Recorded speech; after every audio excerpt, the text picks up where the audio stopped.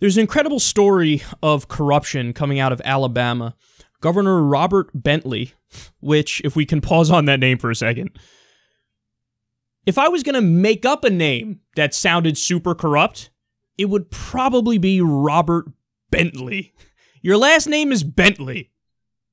On name alone, red flag. Now, that's totally unfair of me to say that, but that's the gut reaction I get when hearing it. I mean, it's possible to live in a world where Robert Bentley is a lovely dude, but it just sounds... Look out for that guy. So Robert Bentley decided it would be a fantastic idea to divert funds for the BP oil spill cleanup to his mansion. I mean, that's like comic book evil. Like, oh, you know, the people of your state are devastated. The economy of your state is devastated. Whatever, the fishing industry, other workers are devastated. We have funds that are supposed to go help them. Let's divert some of those to my pocket. Let's, you know, rebuild a mansion for me. How about that? So Think Progress reports, quote, Republican Governor Robert Bentley moved to divert funding from the 2010 BP oil spill recovery effort to finance the renovation of a second governor's mansion on the Gulf Coast. While Alabama's oyster industry and coastal communities continue to suffer from the effects of the massive Deepwater Horizon oil well blowout, the repairs to the governor's mansion are estimated to cost between $1.5 million and $1.8 million, though Bentley says he will stay there only on occasion. The administration said the property would be primarily used to wine and dine corporate executives considering the state for investment. Oh, man. So it's not, you know, mask is off. It's not even like, well, I want to rebuild this because there's some official business that we need to take care of at the state level and it involves whatever. No, it's, I'm doing this because I want to schmooze and wine and dine corporate executives so we can continue this circle jerk of money and power that is our corrupt system that runs on legalized bribery. And again, it's diverting funds from the cleanup effort and the help effort to rebuild the area after the disastrous BP oil spill.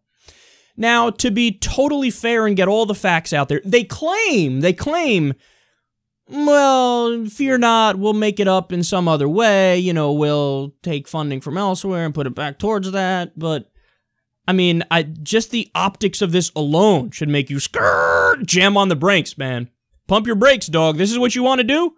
You want to divert funds for that? Now, again, if people think, well, it's a matter of necessity, what are you going to do? It was damaged in the BP oil spill, but it wasn't. You know, the mansion was not damaged in the BP oil spill. They say it suffered some damage during Hurricane Danny, which was a while ago, and they left it alone ever since. And it was actually built originally by infamous segregationist governor George Wallace. And he was the last one that, like, regularly used it. And this guy's like, yeah, let me take the funds that are supposed to help people after the oil spill and rebuild the segregationist mansion so I could stay there for corrupt reasons, to get legally bribed. Huh? Vote for me. You want to vote for this guy? You want to vote for this political party in Alabama? This is what you want to do. Deep South Alabama Republicans who do shit like this. And the thing that breaks my heart about it is there are a lot of good people who are simply duped over into voting Republican, and they think that's going to make their life better. And understand, I know a lot of these people. There are some people in my extended family who think like this. And their logic goes about this far. I want to keep my money, and Republicans want lower taxes for me, so I'm going to vote Republican to keep more of my money. That's it. That's as far as it goes. And they've said things to me, you know, as soon as you start making good money, you'll understand. Well, you got to vote Republican. As soon as you make middle-class wage, you'll want to vote Republican. Except if you actually took a moment to put aside the propaganda and look at the tax proposals from both political parties, you find unfailingly that the Democrats cut taxes more for 90 to 95% of the American people. And the only people who have it raised sometimes are the top 5% or so. So if you're middle class or you're poor and you're voting Republican and you think they're going to cut your taxes, they ain't talking about you, bitch. They're talking about the rich when they talk about how they're the party of tax cuts. Again, I don't want you to take my word for it. You know what you could look at? It was a perfect example of this that came up years ago. I remember when we discussed it on the show, and we've brought it up a few times. Go and look at CNN Money's analysis of John McCain's tax plan versus President Obama's tax plan. Obama cut taxes more for 90% of the American people.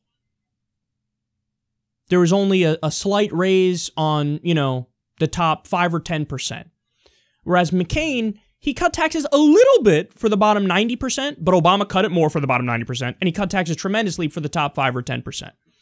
So this is your choice. Don't believe the bullshit. Don't believe the propaganda just because somebody says Republicans are party of tax cuts. That ain't true. It's true that the Democrats cut taxes more for 90% of people, and the Republicans either cut it less or raise it on the bottom 90%. If anything, they're the party of tax hikes. Tax hikes for you. And they do shit like this. Now, the Democrats are horrible on the issue of corruption as well. They also take money from all the special interests. They also, at the national level, take money from Wall Street and do their bidding. So don't get me wrong. I'm not saying the Democrats are lovely and right about everything and the Republicans are wrong. No. I'm just saying that, specifically if we're talking about Alabama Republicans, you should know they're not looking out for you when it comes to taxes. They're not looking out for you when it comes to any issues, even the social issues. It's a farce. They say those things to get elected, and they rarely do what you want them to do if you're a fundamentalist Christian. And then they also do shit like this. Open corruption in your face.